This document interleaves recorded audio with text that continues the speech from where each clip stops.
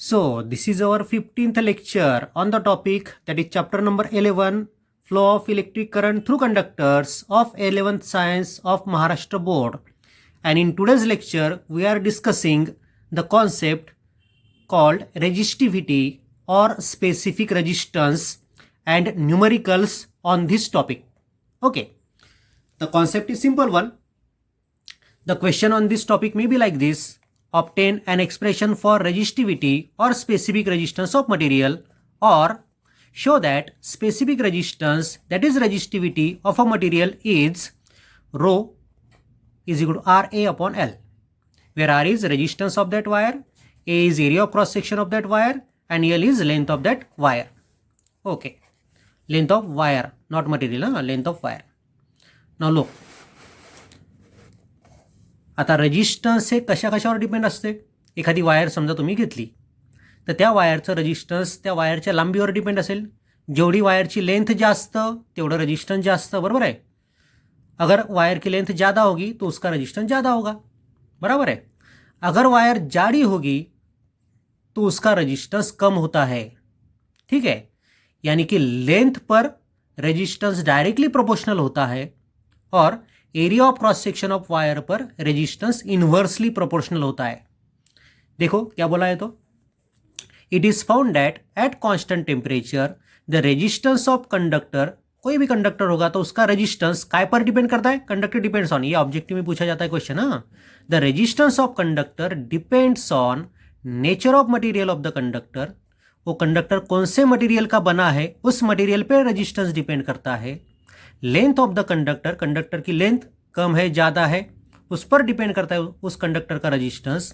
और area of cross section of the conductor, उस conductor का एरिया ऑफ क्रॉस सेक्शन कितना है इस पर भी और रेजिस्टेंस डिपेंड करता है. ये पॉइंट ध्यान में रखो, ये ऑब्जेक्टिव में पूछा जाता है कि on what parameters the resistance of conductor depends. तो 3 पैरामीटर आपको ध्यान में रखना है: nature of the material, length of the conductor, as well as area of cross section of the conductor.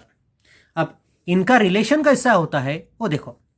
The relation between this quantities is, तो पहला point है the resistance of conductor is directly proportional to length of the conductor. जितनी ज़्यादा length होगी conductor की उतना ज़्यादा resistance होगा. So R directly proportional to L. R represents resistance of that conductor and L is length of that conductor. Second point is the resistance of the conductor is inversely proportional to area of cross section.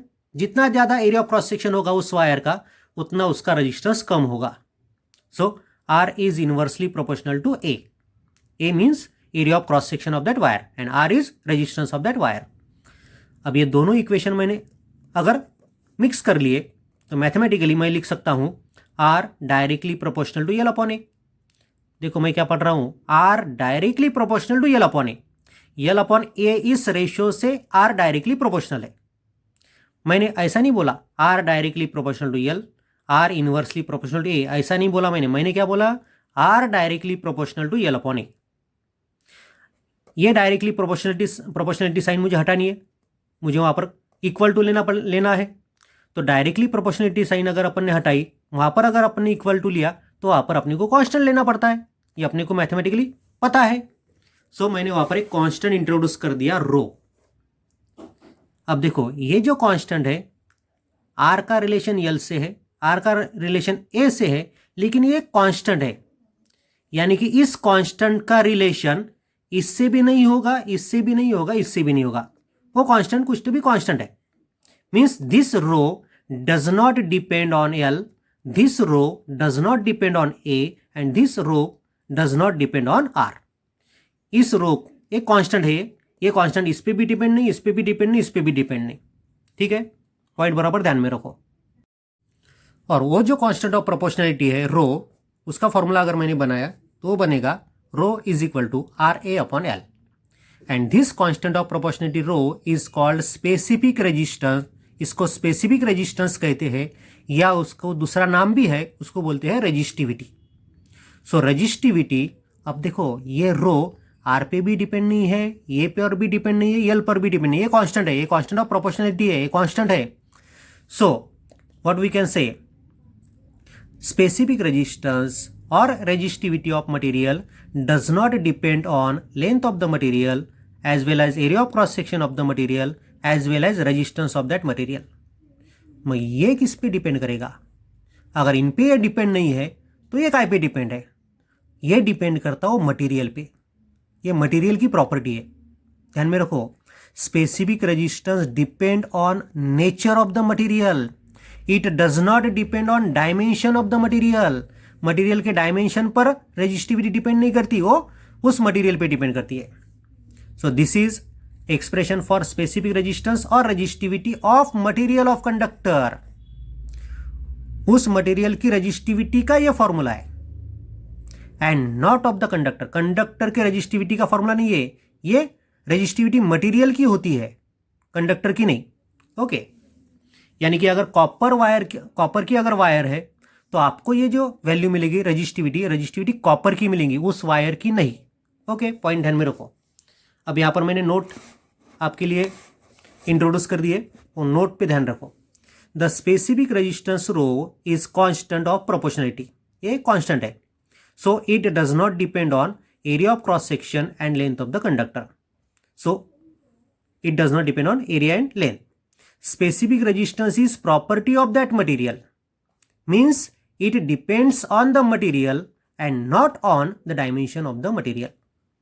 वो wire के dimension क्या है उस पर specific resistance depend नहीं करेगा, लेकिन वो डिपेंड करेगा काय पर? तो वो वायर कौन से मटेरियल से बनी है उस मटेरियल पर. अब अपन उस स्पेसिफिक रेजिस्टेंस का यूनिट निकालेंगे, डायमेंशन निकालेंगे. देखो रो फॉर्मूला है अपने पास, rho is equal to R A upon L. R means resistance का यूनिट होता है ओहम. एरिया मीन्स एरिया का यूनिट होता है metre square. Length means length का यूनिट होता है metre.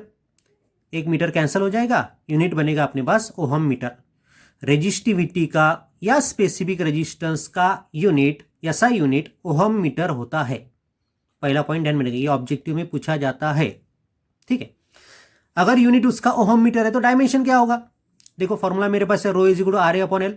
So dimension of rho is equal to dimension of R into dimension of A upon dimension of L. Resistance का dimension अपने को पता है, m1 L2 T-3 A-2. Area means metre square, so dimension बनेगा उसका L2. Length metre में गिनते हैं अपन, सो डायमेंशन बनेगा उसका L1. ये है रेजिस्टेंस का डायमेंशन यानी कि ओहम का डायमेंशन, ये है एरिया का डायमेंशन, ये है लेंथ का डायमेंशन. इसको मैंने मिक्स कर लिया, ये L1 ऊपर ले लिया, ये L1 ही रहेगा, L2 प्लस L1 L3 बनेगा. सो m1 L3 T-3 A-2, ये बन गया स्पेसिफिक रेजिस्टेंस का या रेजिस्टिविटी का डायमेंशन. ये ध्यान में रखो, आपको इसको याद करना है, m1 L3 T-3 A-2.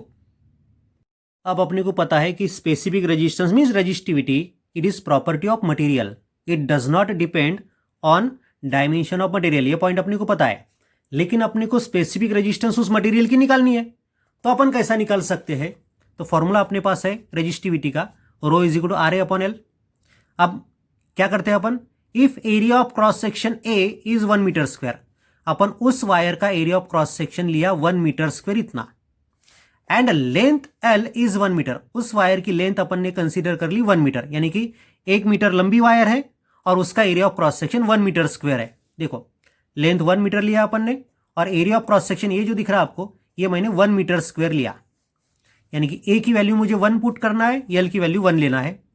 तो ये फॉर्मूला क्या बनेगा? Rho is equal to are, क्योंकि ए की वैल्यू 1 है, एल की वैल्यू 1 है. सो रो इज इक्वल टू आर, यानी कि स्पेसिफिक रेजिस्टेंस बनेगा रेजिस्टेंस जितना. किसके रेजिस्टेंस जितना? जिस वायर की लेंथ 1 मीटर है और जिस वायर का area of cross section 1 metre square है, उस वायर का जो रेजिस्टेंस होगा वो रेजिस्टेंस क्या कहलाएगा? वो कहलाएगा रेजिस्टिविटी ऑफ दैट मटेरियल. जिस मटेरियल से वो वायर बनी है, ये वायर जो जिस मटेरियल से बनी है उसकी रेजिस्टिविटी कितनी होगी? तो उस वायर के रेजिस्टेंस जितनी कि जिस वायर की लेंथ 1 मीटर है और जिस वायर का area of cross section 1 metre square है.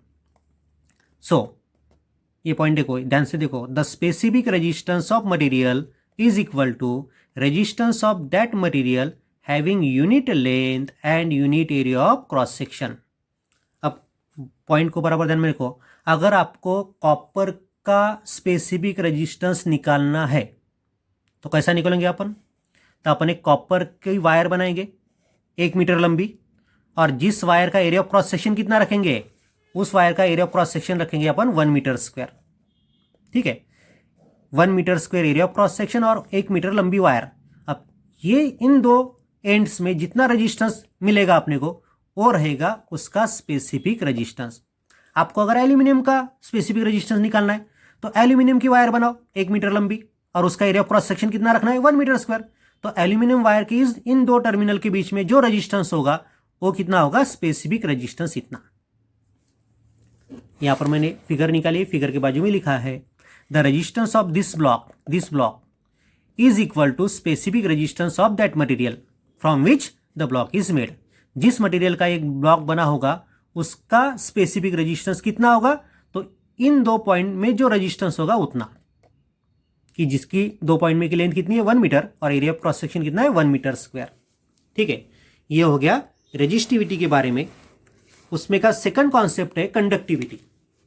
देखो कंडक्टिविटी काय को बोलते हैं, the reciprocal of resistivity is called conductivity of material, और कंडक्टिविटी रिप्रेजेंट करने के लिए सिंबल है ये सिग्मा। अब अपने डिफिनेशन के अनुसार फॉर्मूला क्या बनेगा, reciprocal of resistivity is called conductivity, so conductivity is equal to 1 upon resistivity, बन गया formula. So sigma is equal to 1 upon rho, बराबर है। अब रो का फॉर्मूला आपको पता है R A upon L, so sigma का फॉर्मूला क्या बनेगा, एल अपॉन आर ए, उसका उल्टा बनेगा रेसिप्रोकल में, एल अपॉन आर ए। ये बन गया सिग्मा का formula, L upon R A. उसका एसआई यूनिट क्या बनेगा रेजिस्टिविटी का, फिर पर ओहम पर मीटर, बराबर है।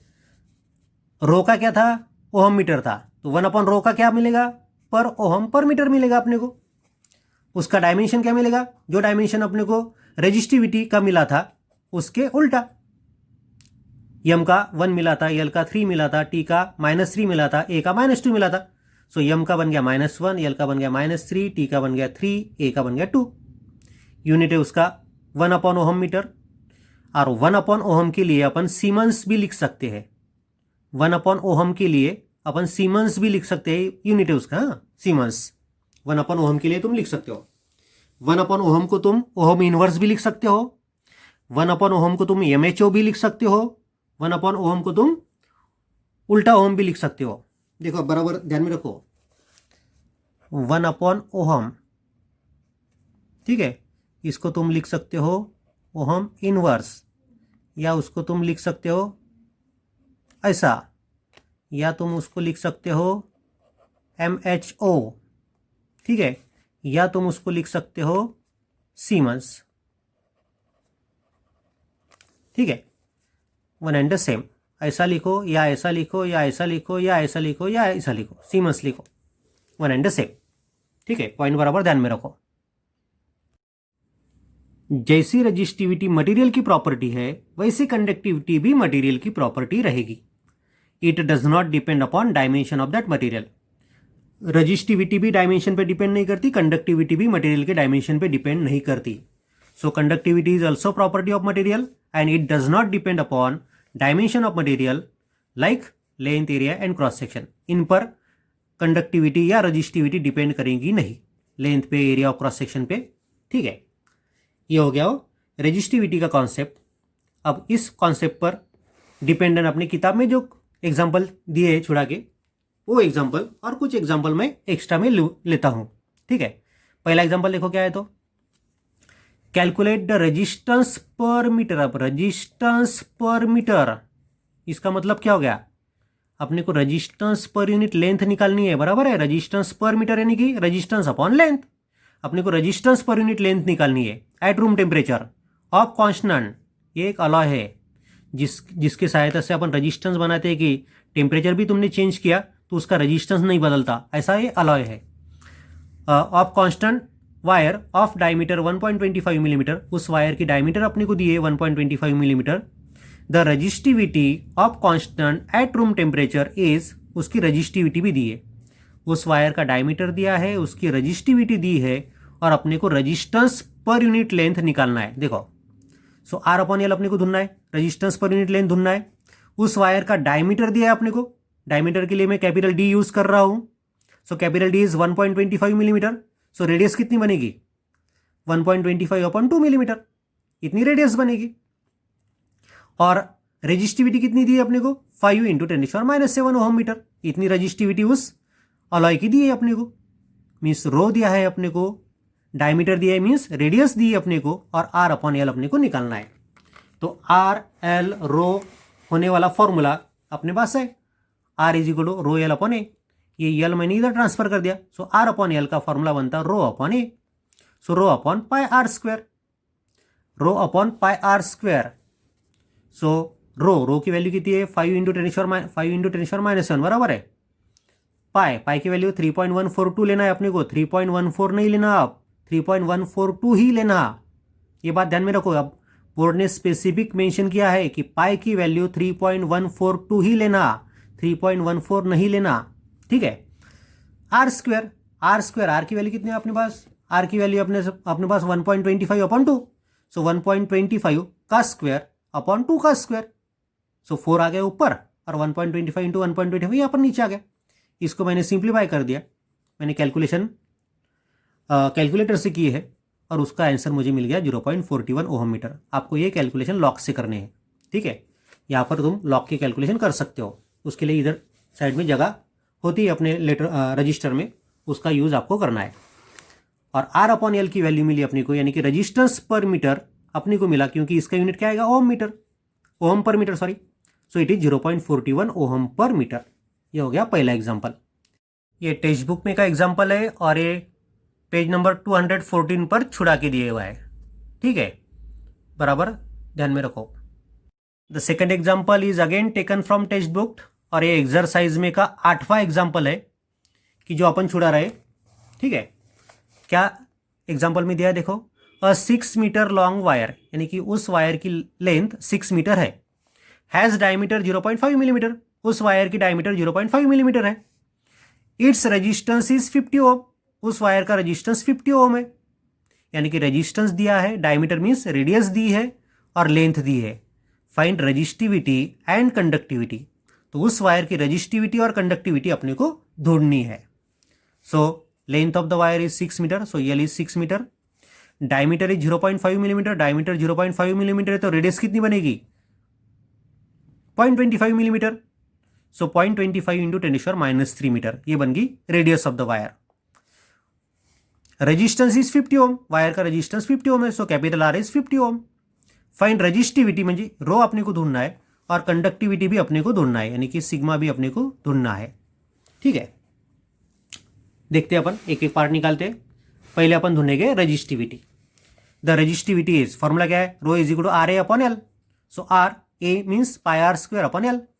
सो R की वैल्यू 50, पाई की वैल्यू 3.142, R² मीन्स R² की वैल्यू अपने को 0.25 × 10⁻³ का स्क्वायर अपॉन 6, लेंथ 6 मीटर है. सो L की वैल्यू 6 लिखा अपन ने और उसको अपन सॉल्व कर रहे हैं. सो 50 × 3.142, ये 0.25 का स्क्वायर बनेगा 0.0625, 10⁻³ का स्क्वायर बनेगा 10⁻6 अपॉन 6. 50 × 3.142 × 0.0625, इनका प्रोडक्ट लिया मैंने, वो प्रोडक्ट आता 9.8189 × 10⁻6 अपॉन 6. सॉल्व किया इसको, वो बन गया 1.636 × 10⁻6. रजिस्टिविटी अपन ने निकाला, यूनिट होता है रजिस्टिविटी का ओहम मीटर. अब रजिस्टिविटी निकाले, कंडक्टिविटी भी निकालना है. तो कंडक्टिविटी क्या होता है, reciprocal of resistivity. So sigma is equal to 1/रो. सो 1/ रो की वैल्यू कितनी है 1.636 × 10⁻6. ये 10⁻6 ऊपर गए, 10⁻+6 बन गए, 1/1.636. ये रेशो तुम निकाल सकते हो. ये रेशो मैंने निकाला, वो रेशो मुझे मिला 0.6112. ये 10⁻6 वहाँ पर है. और कंडक्टिविटी का यूनिट क्या होता है, इसका उल्टा. सो पर ओहम पर मीटर. सो रजिस्टिविटी मुझे मिल गई, रजिस्टिविटी इज 1.636 × 10⁻6 ओहम मीटर और कंडक्टिविटी इज 0.6112 × 10⁻6 सीमेंस पर मीटर. पर ओहम को अपन सीमेंस लिख सकते हैं, बरोबर आहे, सीमेंस पर मीटर. या टाईपच्या एक्झाम्पलची प्रॅक्टिस व्हावी म्हणून आपण काही एक्स्ट्रा एक्झाम्पल पण घेतो याच्यामध्ये. ठीक आहे, next example is resistance of wire of length 6.28 metre and diameter 0.8 millimetre is 5.5 ohm. वायरची लेंथ दिलेली आहे 6.28 metre, diameter is given 0.8 millimetre and resistance of the wire is given 5.5 ohm. Determine specific resistance of material of the wire. तो उस wire का specific resistance अपने को ढूंढना है, यानी कि रजिस्टिविटी अपने को ढूंढना है. देखो क्या दिया है, length is given 6.28 metre, diameter is given 0.8 millimetre, so radius is 0.4 millimetre, means 0.4 into 10⁻³ metre. ये बन गई उस वायर की रेडियस. लेंथ है 6.28, उस वायर का रेजिस्टेंस कितना है 5.5 ओम. अपने को ढूंढना क्या है, स्पेसिफिक रेजिस्टेंस, यानी कि रो अपने को ढूंढना है. अब स्पेसिफिक रेजिस्टेंस का फॉर्मूला सबको पता है, rho is equal to RA upon L. RA means pi R square upon L, क्योंकि वायर का क्रॉस सेक्शनल एरिया सर्कुलर होता है. So R is pi R square. Value put up करो. रेजिस्टेंस दिया है 5.5 ओम, रेजिस्टेंस है 5.5 ओम, पाई की वैल्यू 3.142, आर स्क्वायर, आर है अपने पास 0.4 इंटू 10⁻³ सो 0.4 इंटू 0.4 इंटू 10⁻³ इंटू 10⁻³ उसका स्क्वायर ले लिया अपॉन L कितना है 6.28 मीटर. अब उसको मैं सिंप्लीफाई करता हूँ. ये 10⁻³ इंटू 10⁻³ बन गए 10⁻16, 0.4 इंटू 0.4 बन गए 0.16, अरे बाकी सब वैसा का वैसा है. सिंप्लीफाई कर दिया मैंने कैलकुलेटर की सहायता से, और वो मुझे मिल गया 4.399 इंटू 10⁻7. रजिस्टिविटी निकाली अपन ने, उसका यूनिट होगा ओहम मीटर. अब 4.399 यानी कि 4.4 nearly, so it is 4.4 into 10⁻7 ohm metre अपने को स्पेसिफिक रेजिस्टेंस मिल गया. ठीक है. अब इसके बाद में मैं जो एग्जांपल ले रहा हूँ वो कंपैरिजन टाइप के, यानी कि आपको दो अलग अलग मटेरियल की वायर दी होंगी और उन वायर पर से उनके रेजिस्टेंस में का रिलेशन निकालो, या उनके लेंथ में का रिलेशन निकालो, या उनके स्पेसिफिक रेजिस्टेंस में का रिलेशन निकालो. ऐसे प्रॉब्लम आ सकते हैं, और वो प्रॉब्लम तुम्हारे MST CET में, नीट में या JEE एग्जाम में ज़्यादा पूछे जाते हैं. इसलिए वो कंपैरिजन टाइप के जो एग्जाम्पल होते हैं उसकी तरफ अपने को ज़्यादा ध्यान देना पड़ता है. उसके हिसाब से मैं आपके कंपैरिजन के प्रॉब्लम ले रहा हूँ. देखो next example is on the comparison type. Example में देखो क्या है, तो 2 wires have length in the ratio 1:4. 2 wire के लेंथ का रेशियो दिया आपने को 1:4, means L1 upon L2 is 1/4. Radii in the ratio 2:1, यानी कि दोनों वायर की रेडियस में का रिलेशन क्या है 2:1, सो R1 upon R2 is 2/1. And specific resistances in the ratio 3:1. दो जो वायर जिन मटेरियल से बनी है उन मटेरियल के स्पेसिफिक रेजिस्टेंस में का रिलेशन क्या है 3:1, so ρ1 upon ρ2 is 3/1. Compare their resistances, तो उनके रेजिस्टेंसेस में का रिलेशन क्या होगा ये अपने को कंपेयर करना है, यानी कि R1 अपॉन R2 की वैल्यू अपने को निकालनी है. ठीक है. Resistance of first wire is R1 is equal to ρ1 L1 upon A1, बराबर है, क्योंकि जिस मटेरियल से बना होगा उसका स्पेसिफिक रेजिस्टेंस कुछ तो भी अलग होगा, उसकी लेंथ अलग होगी, उसका एरिया ऑफ क्रॉस सेक्शन अलग होगा. Similarly the resistance of second wire is R2 is ρ2 L2 upon A2. अब R1 अपॉन R2 निकालना है अपने को, दोनों वायर का रेजिस्टेंस में का रिलेशन निकालना है. सो R1 अपॉन R2 दोनों का रेशियो लिया अपन ने. अगर अपन ने रेशियो लिया तो क्या आएगा, R1 अपॉन R2 ये दोनों का डिवीजन राइट हैंड साइड का भी, सो ρ1 अपॉन ρ2 L1 अपॉन L2 और A2 अपॉन A1 बनेगा. देखो, so R1 upon R2 is equal to ρ1 upon ρ2, जो न्यूमरेटर में है वो ऊपर आएंगे ρ1 अपॉन ρ2, L भी न्यूमरेटर में, सो L1 upon L2. A denominator में है इसलिए A2 अपॉन A1 बन गया है. देखो ρ1 अपॉन ρ2 है, यहाँ पर L1 अपॉन L2 है, लेकिन A2 अपॉन A1 बन गया क्योंकि A को A से वो इन्वर्सली है. ठीक है. अब ρ1 अपॉन ρ2 कितना है अपना दिया हुआ 3:1, सो ρ1 अपॉन ρ2 की वैल्यू मैंने पुट कर दी 3/1. L1 अपॉन L2 कितना दिया अपने को 1/4, so into 1/4 into A2 means pi R2 square upon pi R1 square. ये पाई कैंसिल हो जाएगा, means R2 square upon R1 square.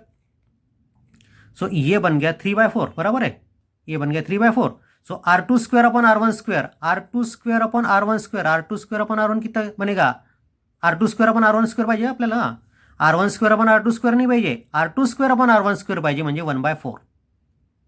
So ये बन गया 3/4 into 1/4, so it is 3/16. So resistances are in the ratio 3:16. कंपॅरिझनवर जास्त भर असतो म्हणून कम्पॅरिझनवरचे अजून 1-2 एक्झाम्पल मी सॉल्व करतोय. 2 wires A and B have resistivities in the ratio 2:1. 2 wire दिले आपल्याला, एकाला नाव दिलं आपण A, दुसऱ्या वायरला नाव दिलं B, आणि दोघांच्या रेजिस्टिव्हिटीमधला रेशो काय 2:1. सो रो A अपॉन रो B किती झाला 2/1. Diameters in the ratio 2:1. डायमीटरमध्ये जो रेशो असतो तोच रेडियसमध्ये असतो, त्यामुळे रेडियसमधला रेशो घ्या किंवा डायमीटरमधला रेशो घ्या, तो 2:1 आहे.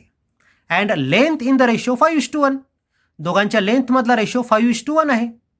So LA upon LB is 5:1. Compare their resistances. तर त्या 2 वायरचं रेजिस्टन्स तुम्हाला कम्पेअर करायचं आहे. रेजिस्टन्स कम्पेअर करायचं आहे म्हणजे तुम्हाला हा रेशो शोधायचा आहे. RA अपॉन RB तुम्हाला काढायचं आहे. So the resistance of wire A काय होईल formula, RA is equal to rho A LA upon A. So rho A LA upon pi RA square. Resistance of wire बीचा formula काय होईल, RB is equal to rho B LB upon AB. So rho B LB upon pi RB square. AB म्हणजेच wire बीचा area of cross section, A म्हणजे wire एचा area of cross section, pi RA square हा याची value, आणि ABची value काय येईल पाय RB square. या दोघांचा रेशो घेतला तर RA अपॉन RB काय होईल, RA upon RB rho A upon rho B, रोशी डायरेक्टली आहे, एल पण न्यूमरेटरमध्ये, सो LA अपॉन LB, पण एरिया इनव्हर्सली आहे. So pi RB square upon pi RA square. Pi इथे ए आहे, इथे B आहे, पण इथे मात्र B आणि इकडे खाली ए आहे, आणि ही एशी इनव्हर्सली आहे. मग रो ए अपॉन रो बी किती दिला आपल्याला 2/1. सो 2/1. LA अपॉन LB किती दिला आहे, LA अपॉन LB 5/1. आणि RB square upon RA square, RB square upon RA square, RB square upon RA square म्हणजे उलटा रेशो घ्यायचा आहे 1/4. So it becomes 5/2. So resistance of wire A and B are in the ratio 5:2. ठीक आहे, ते झालं 5वं example. Example number 6 पुन्हा कम्पॅरिझनवरचंच आहे. मुद्दाम कम्पॅरिझनवरचे 3 एक्झाम्पल घेतले आहेत. The resistance of wire of length 4 metre and diameter 2 millimetre is 6.2 ohm. आता पहिली वायर आपल्याला दिलेली आहे, resistance of wire of length 4, त्या वायरची लेंथ 4 मीटर आहे, तिचं डायमीटर 2 मिलीमीटर आहे, आणि तिचं रेजिस्टन्स किती आहे 6.2 ओम आहे. Find the resistance of another wire. आपल्याला दुसऱ्या वायरचं रेजिस्टन्स शोधायचं आहे ऑफ सेम मटेरियल. आता सेम मटेरियल म्हटलं की काय सारखं झालं, डेन्सिटी सारखी झाली सेम मटेरियल म्हटल्यानंतर, आणि अजून काय सारखं झालं, स्पेसिफिक रेजिस्टन्स पण सारखं झालं. ठीक आहे, दुसरी वायर त्याच मटेरियलची आहे ऑफ लेंथ 2 मीटर, पण दुसऱ्या वायरची लेंथ मात्र 2 मीटर दिली आहे. पहिल्या वायरची लेंथ किती आहे 4 मीटर आहे, दुसऱ्या वायरची लेंथ 2 मीटर आहे. पहिल्या वायरचा डायमीटर 2 मिलीमीटर आहे, दुसऱ्या वायरचा डायमीटर किती आहे 0.5 मिलीमीटर आहे. तर दुसऱ्या वायरचं रेजिस्टन्स आपल्याला काढायचं आहे. बघा आता पहिल्या वायरची लेंथ 4 मीटर म्हणून L1 घेतलं मी 4 मीटर. पहिल्या वायरचा डायमीटर 2 मिलीमीटर, पहिल्या वायरचा डायमीटर 2 मिलीमीटर म्हणून D1 घेतलं 2 मिलीमीटर, म्हणजे पहिल्या वायरची रेडियस किती होईल 1 मिलीमीटर, डायमीटरच्या अर्धी 1 मिलीमीटर म्हणजे 10⁻³ मीटर. पहिल्या वायरचा रेजिस्टन्स किती आहे 6.2 ओम, म्हणून R1 किती घेतलं 6.2 ओम. दुसऱ्या वायरची लेंथ किती आहे, लेंथ आहे 2 मीटर म्हणून L2 घेतलं 2 मीटर. दुसऱ्या वायरचं डायमीटर किती आहे 0.5 मिलीमीटर, डायमीटर किती 0.5 मिलीमीटर, म्हणजे दुसऱ्या वायरची रेडियस किती 0.25 मिलीमीटर, म्हणजे 0.25 × 10⁻³ मीटर. आपल्याला दुसऱ्या वायरचं रेजिस्टन्स काढायचं आहे, म्हणजे कॅपिटल R2 आपल्याला शोधायचं आहे. आणि हे rho one is equal to rho two का बरं घेतलं मी, the another wire is of same material. दुसऱ्या वायरचं मटेरियल पण तेच आहे, आणि मटेरियल जर सारखं असेल तर स्पेसिफिक रेजिस्टन्स सारखं असतं, कारण की स्पेसिफिक रेजिस्टन्स ही मटेरियलची प्रॉपर्टी आहे. दुसऱ्या वायरचं मटेरियलच जर बदललं नाही तर स्पेसिफिक रेजिस्टन्स बदलणार नाही, म्हणून rho one is equal to rho two. मग ठीक आहे, पहिल्या वायरच्या रेजिस्टन्सचा फॉर्म्युला लिहिला मी, R1 is equal to rho one L1 upon A1, म्हणजे रो1 L1 upon pi R1 square. दुसऱ्या वायरच्या रेजिस्टन्सचा फॉर्म्युला लिहिला R2 is equal to rho two L2 upon A2, म्हणजे rho two L2 upon pi R2 square. R1 upon R2 हा ratio जर मी घेतला तो येतो rho one upon rho two L1 upon L2 pi R2 square upon pi R1 square. पण rho one आणि रो2 सारखेच आहेत, त्यामुळे ते झाले कॅन्सल. हा पाय पण कॅन्सल झाला, म्हणजे आपल्याजवळ काय शिल्लक राहतं L1 upon L2 into R2 square upon R1 square. आपल्याला R2 काढायचं आहे, R2 हे रेजिस्टन्स शोधायचं आहे, त्यामुळे मग या फॉर्म्युल्याला मी सिम्प्लिफाय करतो, R2 मध्ये मी त्याला कन्वर्ट करतो. बघा आपल्याजवळ फॉर्म्युला होता R1 upon R2 is equal to L1 upon L2 into R2 square upon R1 square. आपल्याला R2 काढायचं आहे, सो फॉर्म्युला फॉर R2 बिकम्स, हा R2 इकडे घ्या, हे इकडे घेऊन चला. So R1 into L2 upon L1 into R1 square upon R2 square आहे, बरोबर. बघा R2 is equal to R1 into L2 upon L1 into R1 square upon R2 square. R1 आहे 6.2 ओम, L2 अपॉन L1 आहे 2/4 आणि R1 square upon R2 square आहे 10⁻⁻6 upon 0.0625 into 10⁻⁻6. हे 10⁻⁻6 10⁻⁻6 cancel होतील. After simplification you will get 49.6 ohm, म्हणजे दुसऱ्या वायरचं resistance आपल्याला मिळेल 49.6 ohm. आता यानंतरची एक्झाम्पल आहे स्ट्रेचिंग ऑफ वायरवर. वायर जर आपण ताणली तर तिची लेंथ वाढेल, बरोबर आहे. मग ती वायर जर ताणली तर लेंथ वाढली तर रेजिस्टन्स कसं चेंज होईल याच्यावर डिपेंड असणारे ते एक्झाम्पल्स आहेत.